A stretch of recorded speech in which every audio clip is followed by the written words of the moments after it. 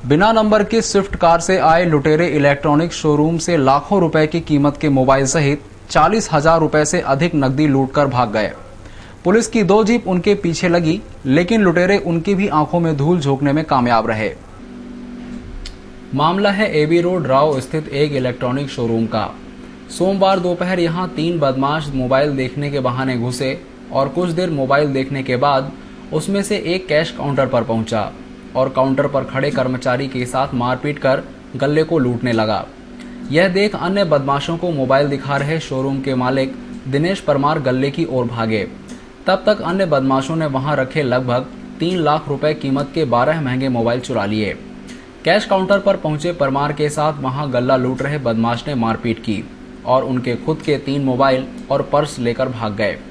बदमाश बिना नंबर की कार से आए थे। 3 बदमाश शोरूम में घुसे, जबकि एक बाहर कार स्टार्ट करके खड़ा हुआ था। कार में सवार होकर सभी बदमाश महू की ओर तेजी से निकल गए। शोरूम मालिक के मुताबिक सभी बदमाश 6 फुट से अधिक लंबाई के थे और उनकी भाषा में पंजाबी टोन थी। दुकान में टोटल वो 3 लोग आए थे, मोबाइल देख रहे थे और आर्मी का डिस्काउंट पूछ रहे थे कितना मिलेगा। हमने बताया कि इस मोबाइल पे डेबिट कार्ड से 15% कैशबैक मिलता है, वो मिलेगा आपको। और उसके बाद में 3 में से एक आदमी गल्ले की तरफ गया। गल्ले में से उसने कैश और मोबाइल डेमो सेट रखे थे, लाइव डेमो, वो लूटना शुरू करे। तो मेरा ध्यान गया, उसके पहले उसको मार चुके थे, वो 2-3 हाथ मारे थे कैश वाले को, बंदे को। मैंने देखा तो ये गले में से क्यों सामान निकाल रहा है, क्या कर रहा है, ऐसा इनको हैंड ओवर क्यों कर रहा है, गल्ला ऐसा पूरा टटोल क्यों रहा है। तो मैं गया उधर देखने। जब तक उन्होंने यहाँ सारे मोबाइल निकाल लिए और मेरे को मारने लगा। वो एकदम से मेरे पे वार करना शुरू कर दिया और बार बार जेब में हथियार के हाथ डालने की कोशिश कर रहा था, ऐसा कि हथियार हो। तो मैं थोड़ा डरा। मैंने कहा इसको क्या चाहिए, बोले निकाल, जेब से निकाल, मोबाइल निकाल। मेरे पास जो था लूट के ले गया मेरे से। लूट की सूचना मिलते ही राव में तैनात राजेंद्र नगर पुलिस मौके पर पहुंची और अपनी 2 जीप लुटेरों के भागने की दिशा में दौड़ा दी, लेकिन काफी देर तक बहुत दूर का चक्कर काटकर राजेंद्र नगर पुलिस वापस आ गई। लुटेरे उनको नहीं मिले। राजेंद्र नगर थाना प्रभारी के मुताबिक लुटेरों ने शायद कोई दूसरा रास्ता अपनाया है, इस कारण वे पुलिस के हाथों भाग कर निकल गए। हालांकि उस क्षेत्र के सभी थानों पर उनकी जानकारी दे दी गई है। वो थे, उनका बेटा था और 2-3 और 1-2 उनके जो अपने वर्कर्स थे, वो लोग शोरूम पे काम कर रहे। मोबाइल देखने के बहाने करीब 10-15 मिनट अंदर रहे और उसके बाद फिर अचानक गले में एक व्यक्ति ने हाथ डाला और एक व्यक्ति ने उनको डरा धमका के कोने में ले आके हल्का धक्का मुक्की करके और उनका पर्स छीना परमार जी का, और काउंटर पर रखे हुए मोबाइल्स और इनके 3 मोबाइल, ऐसे मिला के कुल 12 मोबाइल और 40 से 42 हज़ार रुपये के बीच में नकदी काउंटर में उसे छीन कर ले गए हैं। और सूचना मिलने पर जैसे ही था तत्काल पुलिस मौके पर आई। चूँकि आज बंद का आह्वान है तो हम लोग सब राव में ही खड़े थे और जैसे ही पॉइंट मिला तो तत्काल आए। विदिन 5 मिनट्स हम लोग यहाँ पे थे और जिस दिशा में उन्होंने जाना बताया, राव गोल चौराहे के इधर, तो चूँकि इन्होंने बताया था कि आर्मी का डिस्काउंट भी उन्होंने मांगा था उन लोगों की, आर्मी वालों को कोई डिस्काउंट मिलता है। तो जैसे ही उन्होंने आर्मी वाला कहा तो पहला ये लगा कि ऐसा बता के हो सकता है मऊ तरफ भागे हों जो भी हों। तो हम लोगों ने मऊ तरफ पीछा किया, एक गाड़ी ने बाईपास तरफ पीछा किया, क्योंकि 2 मोबाइल मौके पे राव में उपस्थित थी। और वहाँ से फिर वाया पीतमपुर बाईपास से होते हुए हम लोग वापस फिर यहाँ पर आए। सोमवार को कांग्रेस ने बंद का आह्वान किया था। पूरे शहर में पुलिस की मुस्तैदी के होने के बात कही जा रही है, लेकिन लूट की इस सनसनीखेज वारदात में पुलिस की मुस्तैदी की पोल खोलकर रख दी है। कुछ चोर बेखौफ और कुछ परिवार वालों की लापरवाही, और इसी लापरवाही का खामियाजा भी एक परिवार को उठाना पड़ा। जी हाँ, ऐसे ही एक घटनाक्रम में चोर होम लोन कंपनी के मैनेजर के घर से लाखों रुपए के जेवर उड़ा ले गए। वारदात के दौरान हद तो यह हुई कि परिवार पलंग पर सोता रह गया और चोर उसी कमरे की अलमारी खोलकर वारदात को अंजाम दे गए। भीषण गर्मी और कूलर की ठंडक में आराम की नींद, लेकिन यही आराम की नींद खजराना थाना क्षेत्र के मोहम्मद उस्मा खान को लगभग 4 लाख रुपए की पड़ी। दरअसल चोर आईसीआईसीआई बैंक में unit sales manager Mohammad Usma Khan के घर को निशाना बनाया। चोरों ने घर की खुली हुई खिड़की से हाथ डालकर दरवाजा खोलकर घर में घुसे और करीब 4 लाख रुपए कीमत के जेवर चुरा कर ले गए। अब रात को 1 बजे तक तो हम जाग रहे थे। 1 बजे के बाद हम सो गए। ठीक है, जब सुबह उठा हूँ मैं 8:30 बजे, तो मुझे सामान फेंका हुआ मिला पूरा। मैंने पूछा वाइफ से कि ये सामान क्यों पड़ा हुआ है, कहने मुझे नहीं पता क्यों पड़ा है। मैंने कहा ज्वेलरी देखो, गोल्ड वोल्ड अंदर कुछ मुझे लग रहा है कुछ हुआ है। तो चेक करा तो अंदर लॉकर के अंदर कुछ ज्वेलरी नहीं थी। फिर मैं बाहर आके देखा तो मेरा गेट खुला हुआ था मेन। फिर मैंने कहा गेट कैसे खुला है? फिर मेरा ध्यान गया खिड़की के ऊपर, मेरी खिड़की भी खुली हुई थी। फिर मुझे लगा कि मैंने कहा चोरी तो हुई है, कुछ ना कुछ गया। सब चेक करने के बाद फिर हमने डिसाइड किया कि हमें थाने आना चाहिए। फिर हम थाने गए, वहाँ जाके हमने उनको बोला ऐसा ऐसा, तो बोलते हैं कि ठीक है आप घर पहुँचिए, आपके यहाँ कोई आएगा शिनाख्त करने के लिए। तो इस शिनाख्त करने थाने वाले आए, मैंने पूछा उनसे खिड़की खुली रहती है? मैंने कहा साहब गर्मी में खोल देते हैं। फिर उन्होंने हाथ डाल के देखा, बोले कि ये यहाँ से खोला गया है, आपका गेट अंदर से खोला गया है। और फिर ये सब लेके चले गए। क्या ले गए, कितने तोले का? साहब मैक्सिमम गोल्ड ही गया है हमारा, तकरीबन चेन गई है, 2 सेट गए हैं, अंगूठी गई है, 1 अंगूठी गई है और 7 लौंग गई है, और एक बहुत हैवी चांदी की पायल थी वो गई है, और आर्टिफिशियल ज्वेलरी भी बहुत सारी थी वो भी गई है, और कैश रखा था घर के अंदर 500 रुपये वो भी गया है, पर्स गया है हमारा।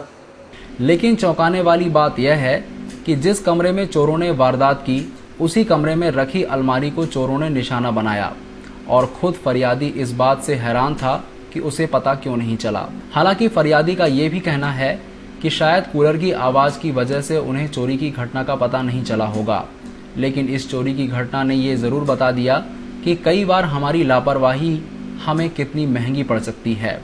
बहरहाल पुलिस ने मामला दर्ज कर आरोपियों की तलाश शुरू कर दी है। तिनका तिनका जोड़कर अपने सपनों का आशियाना बनाया और उसी घर का खुशी खुशी उद्घाटन भी किया, लेकिन चंद घंटों बाद परिवार को सुलाकर महिला ने घर के टावर पर फांसी लगाकर अपनी जान दे दी। अब परिवार सदमे में है कि आखिरकार ऐसा क्या हुआ कि घर की महिला सदस्य ने अपनी जान दे दी। एक दिन पहले सभी रिश्तेदारों को बार बार पूछकर खाना खिला रही 32 वर्षीय सपना नखले अब इस दुनिया में नहीं रही, लेकिन अपने पीछे कई सवाल भी छोड़ गई। दरअसल लाहिया कॉलोनी में रहने वाली सपना ने घर के टावर की छत पर साड़ी से फांसी लगाकर अपनी जान दे दी। परिवार के मुताबिक रविवार को सपना और पति ने अपने नए मकान का उद्घाटन कराया था और रिश्तेदारों को खाना भी खिलाया। पति कैलाश ने बताया कि उनकी पत्नी ने 1:30 बजे रात को उनसे बात की और अलग कमरे में सोने चली गई। सुबह घर के सामने रहने वाले पड़ोसी ने उनकी पत्नी को टावर पर फांसी पर लटका हुआ देखा। इस घटना के बाद परिवार सदमे में, कोई समझ नहीं पा रहा है कि सपना ने यह कदम आखिरकार क्यों उठाया। फिलहाल पुलिस ने मर्ग कायम कर जांच शुरू कर दी है। छत्तीसगढ़ में कांग्रेसी नेताओं की नक्सलियों द्वारा हत्या के विरोध में इंदौर कांग्रेस की सभी इकाइयों ने सड़क पर उतरकर बंद करवाया। कांग्रेस के कार्यकर्ताओं ने अपने क्षेत्रों में घूमकर बंद करवाया, तो यूथ कांग्रेस के कार्यकर्ताओं ने पूरे शहर में घूम घूम कर बंद करवाया। वहीं यूनिवर्सिटी बंद करवाने पहुंचे मुट्ठी भर एनएसयूआई कार्यकर्ताओं को पुलिस ने गेट पर ही खदेड़ दिया। सिंधी कॉलोनी क्षेत्र के कांग्रेसी कार्यकर्ताओं ने अपने क्षेत्र को पूरी तरह से बंद करवाने के दावे किए, लेकिन जहां वे विरोध कर रहे थे वहीं कुछ दुकानें खुली हुई थी। आप देख सकते हैं कि प्रदर्शनकारियों के एक तरफ फल का ठेला चालू है तो दूसरी ओर पान की दुकान भी चालू है। बावजूद उसके कांग्रेसी पूर्णतः बंद होने का दावा करते रहे। बड़ी संख्या में यूथ कांग्रेस के कार्यकर्ता बंद करवाने के लिए वाहन रैली के रूप में पूरे शहर में घूमते रहे। जहां भी दुकानें खुली दिखी वहां रुककर दुकानें बंद करवाते रहे। हालांकि वे भी अपने इस उद्देश्य में सफल न हो सके। कहीं कहीं दुकानदारों ने उनके सामने दिखाने के लिए आधे घंटे शटर बंद कर दिया, तो कहीं ऐसा भी नहीं किया गया। छत्तीसगढ़ में जो घटना हुई है वो लोकतंत्र पे बहुत बड़ा प्रहार है। इसको लेकर कांग्रेस पार्टी ने मध्य प्रदेश बंद का आह्वान करा है। हम शांतिपूर्वक रूप से बंद करा रहे हैं। जनता से चाहते हैं कि इस बंद में अपना योगदान दे, स्वेच्छा से योगदान दे, अपनी मदद करें।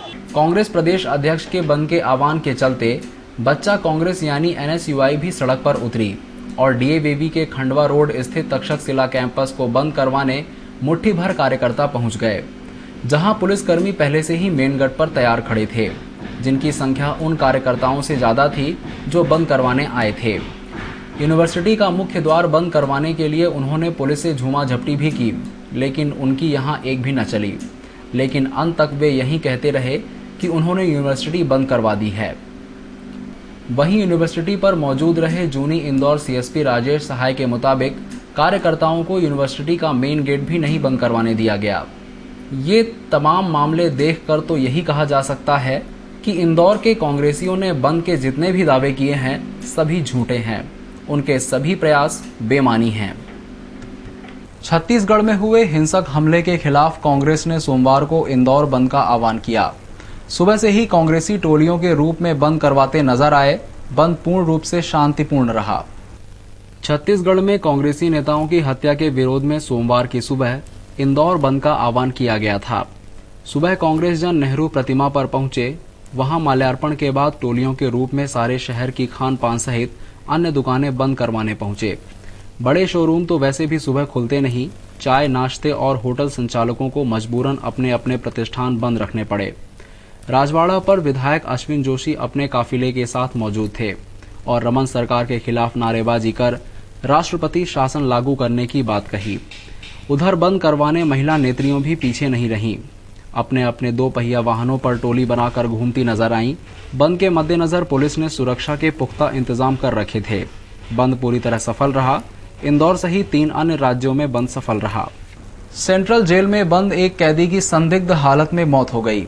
मृतक चोरी के मामले में विचाराधीन कैदी था। परिवार वालों ने जेल प्रबंधन पर आरोप लगाते हुए कहा है कि उनके परिवार के युवक की मौत के बावजूद जेल प्रबंधन ने उन्हें सूचना तक नहीं दी। मृतक कैदी का नाम वीरेंद्र वर्मा है। वीरेंद्र को पिछले माह हीरानगर पुलिस ने चोरी के मामले में गिरफ्तार कर जेल भेजा था। रविवार शाम वीरेंद्र के परिवार के लोग जेल में बंद एक कैदी के परिवार वालों ने वीरेंद्र की मौत की सूचना दी, जिसके बाद वीरेंद्र के घर में मातम छा गया। वहीं परिजन पहले जेल और बाद में एमवा अस्पताल पहुंचे। वीरेंद्र के भाई ने वीरेंद्र की मौत को संदिग्ध मानते हुए जेल प्रबंधन पर आरोप लगाए हैं। तो 17 बार की बातें कर रहे हैं, लेकिन उस एक्चुअल में हुआ क्या है उसके साथ में वो अभी तक हमको कुछ खबर नहीं पड़ रही। यानी कि न तो कोई पुलिस वाला घर पे आया हमारे पास में, न सेंट्रल की तरफ से कोई हमारे पास आदमी आया है। यानी प्रशासन की तरफ से बिल्कुल लापरवाही का मामला। एक्चुअल में उसके साथ हुआ क्या है ये भी अभी तक हमको नहीं मालूम पड़ रहा है। हम एमवाई गए तो वहाँ भी है किसी ने हमको कोई जानकारी नहीं दी कि क्या हुआ क्या नहीं हुआ। बस बोले वहाँ मुर्दा घर में है, बोले वहाँ से ले लो बोले। तो वहाँ पे गए देखने की तो कोई ताला लगा तो वहाँ पे कोई था ही नहीं वहाँ पे। फिर वहाँ पे मेंदोला जी को किसी ने फोन लगाया। फिर उन्होंने मेंदोला जी से बात करी। जब जाकर हमको सिर्फ उसका चेहरा देखने दिया है और पोस्टमार्टम सुबह का बुलाया, लेकिन अभी तक हमको सूचना नहीं दी गई। सर मैं चाहता हूँ कि कुछ न कुछ जेल के ऊपर कुछ कार्रवाई हो। यानी कि ये कब तक चलेगा? यानी कि आज तो एक ही मरा, क्या लोग कितने लोग मरते हैं जिनको खबर ही नहीं होती कि क्या हो रहा क्या नहीं हो रहा है। मैं जेल प्रशासन को जगाना चाहता हूँ सर, ये मेरे भाई के माई। वीरेंद्र की मौत के मामले में जेल प्रबंधन ने अचानक तबीयत बिगड़ने और मौत होने की बात कही है। सोमवार को पोस्टमार्टम के बाद स्थिति स्पष्ट हो पाएगी कि मौत की सही वजह क्या है। बहरहाल जिस तरह से जेल वालों ने मामले को छिपाया उससे वे संदेह के घेरे में हैं। खजराना क्षेत्र स्थित एक मूर्ति की दुकान में रविवार रात आग लग गई। आग के कारण दुकान में रखे मूर्तियों का कच्चा माल जल गया। आगजनी की घटना खजराना गणेश मंदिर के पीछे स्थित एक मूर्ति की दुकान में हुई। पतरे के शेड की बनी इस दुकान के अंदर एसी लगा हुआ था, जिसमें शॉर्ट सर्किट के कारण आग लगी। आग से दुकान में रखा सामान भी जल गया। ज्यादातर मूर्तियां मार्बल की थीं, जो बच गईं। वहीं लकड़ी, लुगदी और पेस्ट से तैयार मूर्तियां खराब हो गईं। आग की सूचना पर दमकल की गाड़ियां मौके पर पहुंची थी, जिन्होंने आग बुझाई। फायर कर्मियों के मुताबिक आग में दुकान में रखी मूर्तियों का कच्चा सामान जल गया। तो जी बताएं किस प्रकार की आग लगी है, क्या है ये खजराना गणेश मंदिर के पहले है, मेन रोड पे ही ये मूर्तियों का कारखाना है। मूर्तियाँ बनती हैं यहाँ पे। इसमें पूरा शेड है चादर वाला, उसमें आग लग गई थी। ओके मार्बल तो मार्बल की दुकानें हैं, की मूर्तियाँ हैं, मंदिर है, और इसमें रॉ मटेरियल वगैरह जो भी है वो जल गया है। और ये काफ़ी कंट्रोल के लिए आग बुझा रहे हैं अभी थोड़ा। और ये है पता लगाते हैं किसकी मूर्ति दुकान है, कैसा क्या अभी जानकारी नहीं है, अभी जानकारी करके बताते हैं। छत्तीसगढ़ नक्सली हमले में शहीद हुए नेताओं और कांग्रेसी कार्यकर्ताओं को रविवार रात श्रद्धांजलि दी गई। शहर में आयोजित रात्रिकालीन क्रिकेट टूर्नामेंट में मैच से पहले मौन रखा गया और मृत आत्माओं की शांति के लिए प्रार्थना की गई। कांग्रेस की परिवर्तन यात्रा के दौरान नक्सलियों ने हमला कर कांग्रेस के कई बड़े नेताओं और कार्यकर्ताओं को मौत के घाट उतार दिया है। हमले में शहीद कांग्रेसियों को खालसा स्टेडियम में श्रद्धांजलि दी गई। यहां विधानसभा नंबर 4 की कांग्रेस ट्रॉफी का इन दिनों आयोजन चल रहा है। मैच से पहले यहां खिलाड़ियों और आयोजकों ने 2 मिनट का मौन रखा और मृतकों की आत्मा की शांति के लिए प्रार्थना की। बहुत ही एक दुखद घटनाक्रम हमारे छत्तीसगढ़ में हुआ और हमारे कांग्रेस के आदरणीय महेंद्र वर्मा जी, वहाँ के प्रदेश अध्यक्ष जी और माननीय विद्याचरण शुक्ल जी जो घायल हैं, उन लोगों के साथ जो नक्सली हमला हुआ है और सैकड़ों की तादाद में लोग मारे गए हैं। भारतीय जनता पार्टी की रमन सिंह सरकार को इस चीज़ की जानकारी थी कि नक्सलियों ने उनकी कांग्रेस की परिवर्तन यात्रा और भारतीय जनता पार्टी की विकास यात्रा दोनों को उन्होंने निशाना बनाया था और उसके पर्चे ही बांटे थे। जब इतनी बड़ी तादाद में सीएम की यात्रा निकल रही थी तो इतना कड़ा बंदोबस्त था, और जब कांग्रेस के नेता थे तो एक जवान वहाँ पर नहीं था, और उसका परिणाम ये हुआ कि 100 गोलियां हमारे कांग्रेस के नेताओं को मारा गया। और मैं समझता हूँ कि इतिहास में इतनी बड़ी घटना कभी किसी राजनीतिक दल के साथ नहीं हुई है जो घटना कल कांग्रेसियों के साथ हुई है। हमने आज खालसा ग्राउंड में हमारे सारे खिलाड़ियों ने और जो हमारे दर्शक भी आते हैं उन लोगों ने यहाँ पर श्रद्धांजलि उन सभी मृतक आत्माओं को दी है। और एरोड्रम क्षेत्र में एक बदमाश ने खुद पर जानलेवा हमले की बात कही है। घायल अपने भाई की बारात में नाच रहा था, तभी वह घायल हुआ। मामले में घायल ने खुद पर गोली चलने की बात बताई है। वहीं जिन लोगों पर आरोप लगाए हैं उस परिवार पर घायल और उसके साथियों ने कुछ घंटे पहले ही हमला किया था। जिस परिवार पर आरोप लगाया है उसने गोलीकांड से खुद का लेना देना नहीं बताते हुए कहा है कि अगर पुलिस ने गलत कार्रवाई की तो वे खुदकुशी कर लेंगे। एरोड्रम क्षेत्र के भोलानाथ कॉलोनी में रहने वाले बदमाश संदीप उर्फ काम्बली को रविवार शाम घायल हालत में गोकुलदास अस्पताल में भर्ती किया गया। संदीप को पैर में घाव हुआ था। संदीप के मुताबिक उसके बड़े भाई राजू की बारात घर से निकली थी जिसमें वह नाच रहा था। तभी बाइक पर आए नकाबपोश बदमाशों ने उस पर फायर किया और भाग निकले।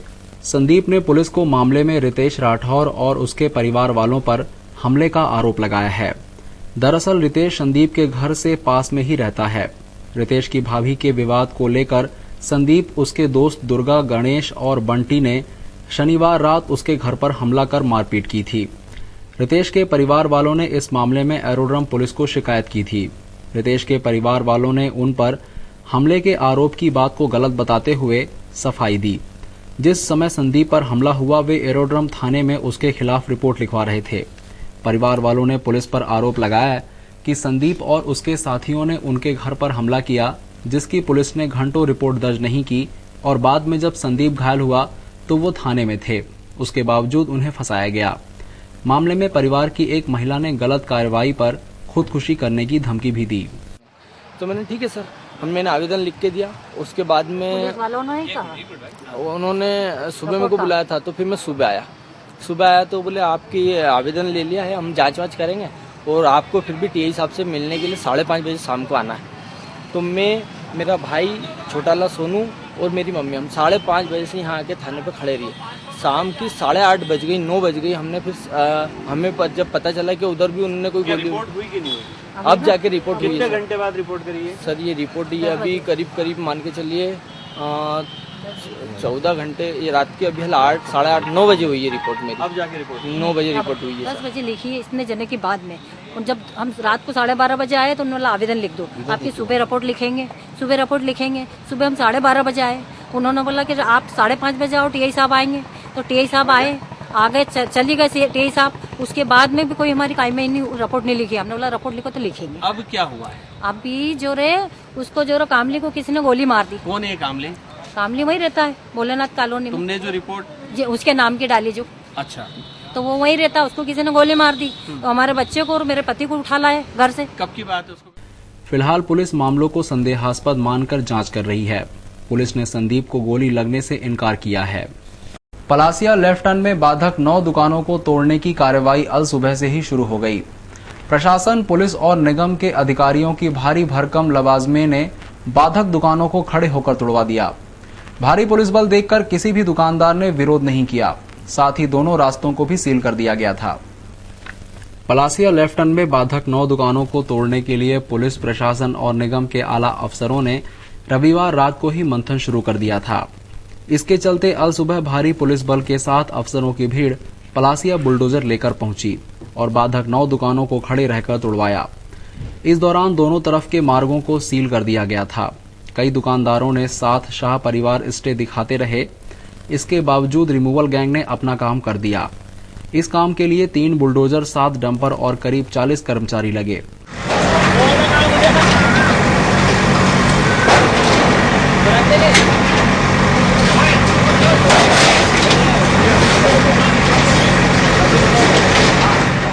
कार्रवाई के बारे में सिटी इंजीनियर हरभजन सिंह ने कहा,